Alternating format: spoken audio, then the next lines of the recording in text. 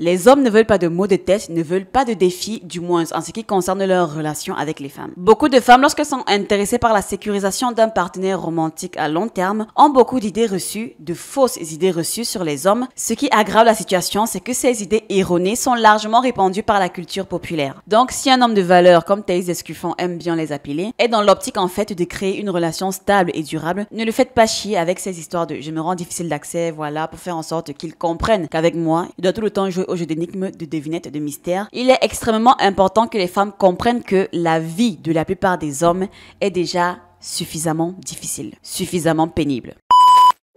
Sois la fille qu'aucun homme ne peut avoir. Voici pourquoi. Mesdames, je suis sur le point d'être honnête à 110% avec vous, alors ne vous foutez pas de moi maintenant, d'accord? Je vais vous dire ce que les hommes ont toujours recherché. Et ils ne s'en rendent probablement même pas compte eux-mêmes parce que ça fait partie de leur nature. Le statut. Et qu'est-ce que je veux dire par là? Les hommes sont très compétitifs. Et remarquez, pourquoi sont-ils attirés par les jeux vidéo? Pourquoi tournent-ils autour de leurs amis qui pourraient être mieux qu'eux ou qui les défient constamment?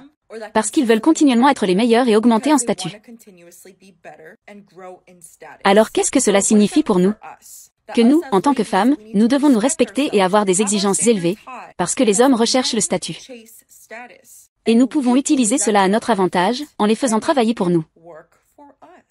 Et quand tu laisses le bon homme qui répond à vos standards, qui répond à vos exigences, non seulement ça vous est bénéfique, mais ça lui est profitable aussi. Parce que vous savez ce qu'il va faire, il va vous traiter comme une princesse, il va vous apprécier parce qu'il a d'abord dû vous courtiser. Il a dû vous convaincre, il a dû gagner votre cœur, gagner votre confiance. Et de cette manière, vous lui avez fait comprendre qu'il avait besoin de faire toutes ces choses avant qu'il puisse avoir votre attention. Alors, pause. Si vous êtes une femme et que vous tombez sur la vidéo de cette dame, laissez-moi vous dire que ça risque d'être l'un des pires conseils à suivre si vous souhaitez avoir l'homme qu'il vous plaît, l'homme que vous désirez. Jouer la difficile ne vous garantira absolument rien de concret et à contrario, la majeure partie du temps fera fuir les hommes que vous désirez. Vous vous souvenez de cette vidéo? Moi, j'ai rencontré un mec, je lui ai donné mon Insta. Il m'a écrit le lendemain, j'ai répondu vite fait, je l'ai pas follow parce que bon bah on se laisse un peu désirer, on se fait un peu désirer, c'est comme ça, on est des nanas mignonnes, tu vois. Le mec il voit que je fais pas du rentre dedans, je réponds tranquillement, il me unfollow, il part. Je reviens vers lui, je dis mais en fait mec, qu'est-ce que t'as pas compris en fait?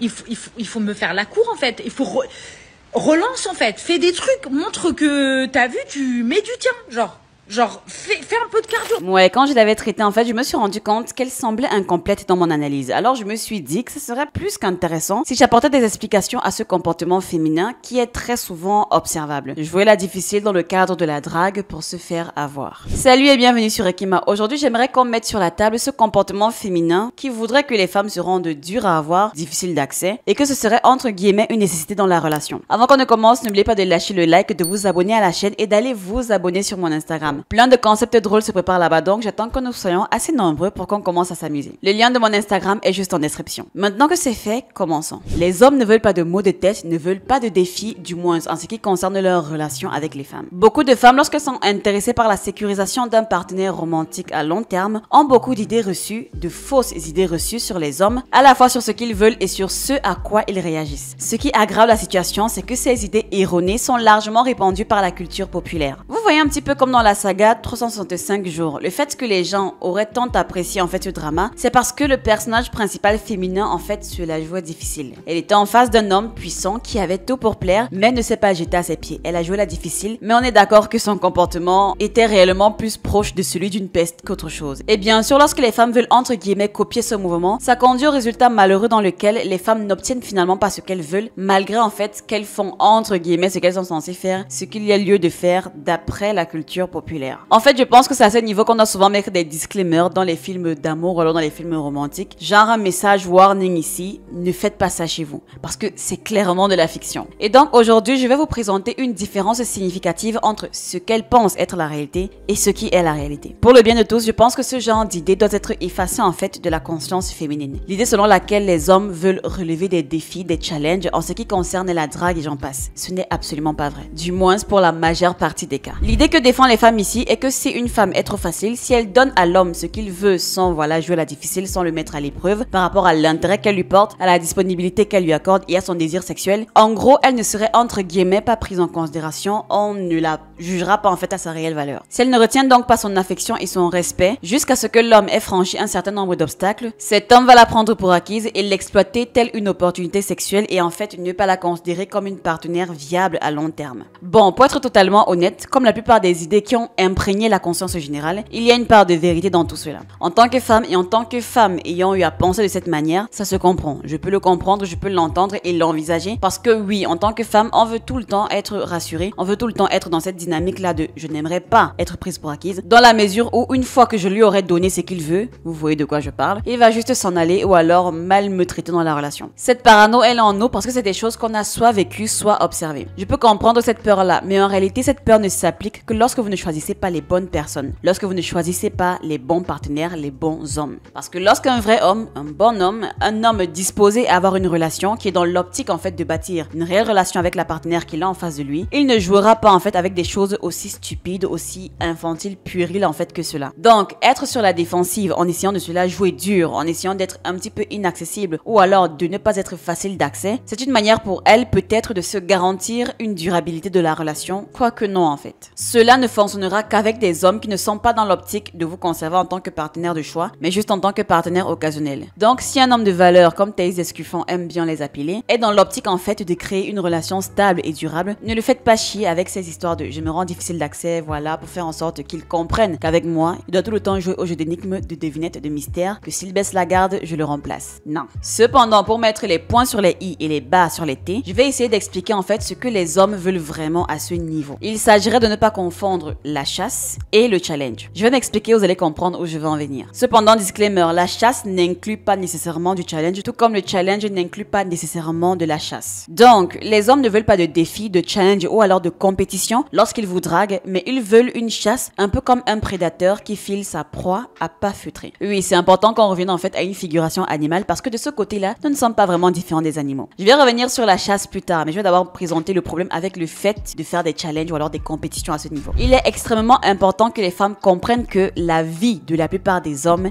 est déjà suffisamment difficile, suffisamment pénible. Je le répète, la vie de la plupart des hommes est déjà assez pénible pour rajouter des putains de challenges et de compétitions à ce niveau. Excusez le langage. Oui, c'est un fait. La vie de la plupart des hommes est plus difficile que la plupart des femmes pourraient en fait espérer comprendre. En fait, il serait même plus exact de dire qu'elle est plus difficile que ce qu'elle voudra en fait comprendre. Et j'en appelle ici à votre mémoire pour vous rappeler de cette expérience sociale faite par Nora Vincent, féministe arc-en-ciel, qui était convaincue, comme beaucoup d'autres femmes, qu'être un homme avec tous les privilèges masculins entre guillemets était en quelque sorte comme vivre une vie en mode facile, genre sur mode facile littéralement. Alors elle a décidé de se couper les cheveux et de passer, non en fait pas de passer, pour être plus exact, de vivre en tant qu'homme pendant 18 mois dans le cadre donc de cette expérience sociale. Et dites-vous qu'elle a fini par se faire interner dans un établissement psychiatrique. Oui, c'est un fait, cette expérience l'avait brisée, quoique de base sa santé mentale en fait n'était déjà pas au top. Elle pensait donc avoir la vie plus facile une fois devenue un homme. Quelle fut donc sa surprise? De son propre aveu, elle n'avait absolument aucune idée de la difficulté d'être un homme et elle était en fait particulièrement surprise et découragée de voir à quel point les femmes traitaient mal les hommes, surtout sur le marché sexuel. Elle a conclu son livre Self-Made Men avec la citation suivante. Les hommes souffrent, ils ont des problèmes, certes différents de ceux des femmes, mais ils ne s'en sortent pas mieux. Ils ont besoin de notre sympathie, ils ont besoin de notre amour et ils ont besoin les uns des autres plus que tout d'être ensemble. Et là, on vous parle d'à peine 18 mois dans la peau d'un homme. Je vous laisse en fait cogiter là-dessus. Donc, pour en revenir au propos, la vie des hommes est déjà foutrement difficile. Il y a des obstacles à tous les coins de rue pour presque tous les hommes et partout. Et donc, la dernière chose dont un homme a besoin est en fait de rentrer à la maison et d'affronter un autre défi. Je sais pas si vous visualisez. Je ne sais plus où c'est dans laquelle de mes vidéos que je le disais, mais en gros, j'expliquais que les hommes peuvent encore faire des concessions au niveau de la phase du flirt, dans le sens que, ok, dans le jeu de séduction, la demoiselle en question pourrait un petit peu jouer la difficile, un petit peu faire la mystérieuse et autres, mais sans plus. On ne parle vraiment pas de faire chier le mec en face, mais juste voilà, d'entretenir un certain fantasme et autres. Seulement, une fois que l'homme a réussi à vous convaincre de se mettre en relation avec lui, parce que oui, clairement, ce sont les hommes qui vont chasser, ce sont les hommes qui doivent convaincre les femmes d'accepter leurs propositions, etc.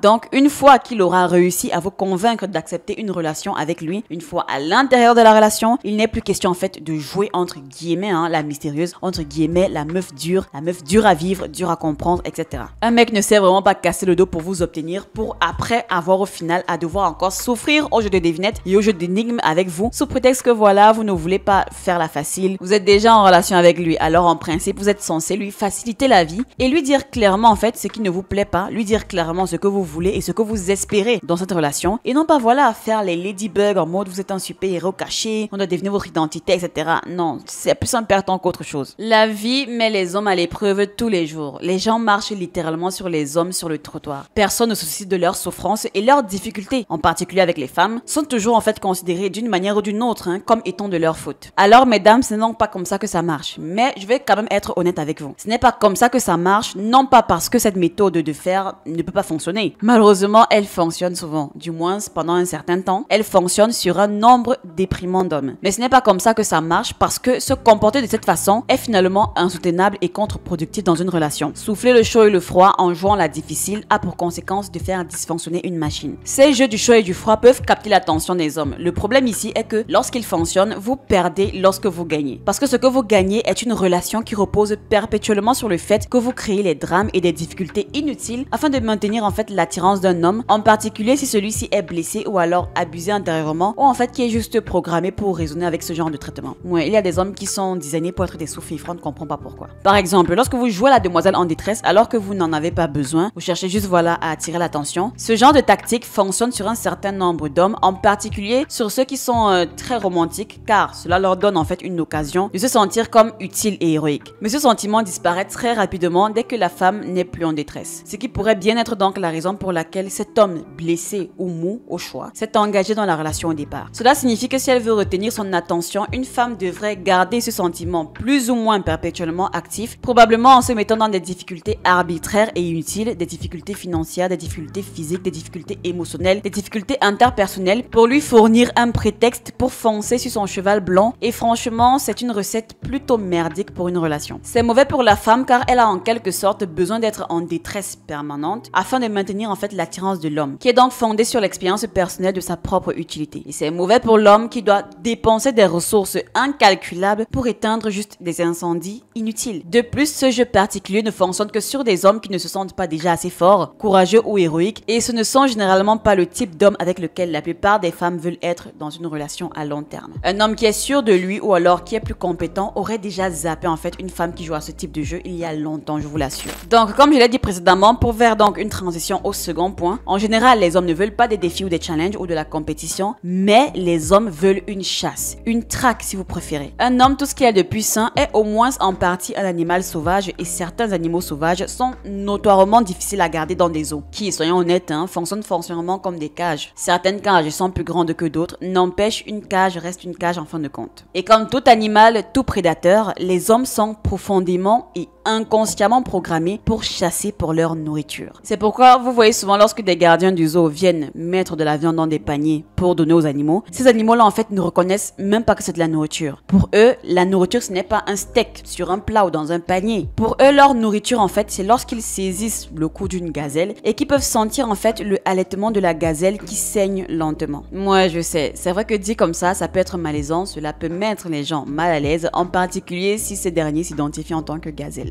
Mais bon, soit. Pour être clair ici, je fais juste une analogie. J'essaye de faire comprendre que la chasse signifie la drague, courtiser, etc. et que la nourriture signifie la proie, qui est donc la femme. Mais n'empêche, cela ne change rien à ce qui est bon pour le lion. C'est ce qui est. Et si c'est vrai pour le prédateur au sommet de la savane, le lion, cela reste vrai pour le prédateur suprême de la planète, à savoir l'homme. On n'aime pas parler de cela car cela peut mettre la gente féminine mal à l'aise. Mais les hommes veulent, voire même ont besoin de la chasse. Et quand je le dis comme ça me fait penser en fait à un sketch sketch sur lequel j'étais tombée il y a des années, où en fait, c'était un mec, voilà, l'archétype du mec de cité qui est en mode bien racaille, bien raclure et tout. Et puis, il y a cette meuf qui passe devant lui et voilà, il sort son speech habituel de drague en mode, voilà, bien raclure et autres. Il drague la meuf et la meuf lui répond en mode chill, ok, vas-y, je te donne mon numéro, ok, si tu veux, on se voit, etc. Et à cet instant, en fait, le mec, il freeze. Genre, il bug en mode, comment c'est possible? Genre, non seulement elle m'a répondu, mais en plus, elle est d'accord pour me donner son numéro et en plus, elle est d'accord pour qu'on sorte ensemble un de ces quatre. Non, waouh, en fait, le mec, il a juste bugué. Dans le sketch, il a bugué et il a dit à la meuf, en fait, de bouger de s'en aller, de partir parce que justement, il ne savait pas quoi faire. Il était dépassé par les événements, en fait, parce qu'il ne s'attendait pas à ce que la proie, justement,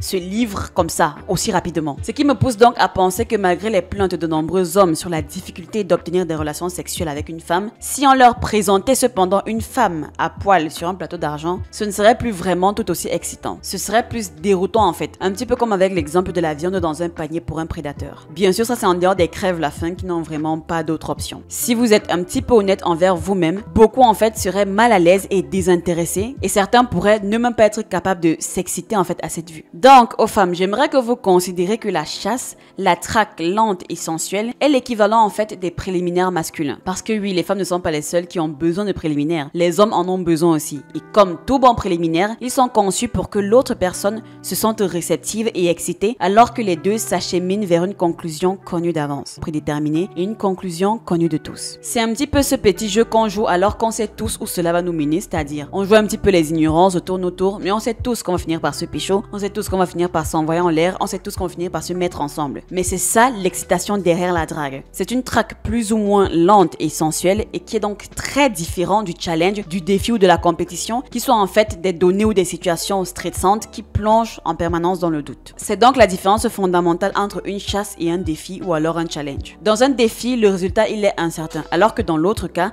nous savons tous les deux comment cette phase va se terminer. Et les deux parties le font pour le plaisir de l'autre qui est mutuel et complémentaire. C'est donc la joie de conquérir et la joie d'être conquis. C'est le plaisir de mener la danse et le plaisir de suivre les pas de l'autre. Un défi cependant est une sorte de confrontation agressive, compétitive et hostile. Bon, normalement ce que j'explique là, ce genre de choses, vraiment ça devrait aller de soi, mais il y a énormément de fausses idées qui circulent et qui rendent les interactions encore plus compliquées qu'elles ne le sont déjà. Dans tous les cas, qu'est-ce que vous en pensez? Je ne sais pas si j'ai réussi en fait à exactement retranscrire le problème derrière ce phénomène et bien sûr à expliquer comment il devrait réellement fonctionner. N'hésitez pas à me partager vos avis et expériences dans les commentaires. Sans oublier bien sûr de liker, de vous abonner, de partager la vidéo et bien sûr d'aller vous abonner sur mon Instagram. C'est là-bas que je vous réserve des surprises. Le lien pour mon Instagram est en description. On se dit donc à bientôt pour une prochaine vidéo. Ciao!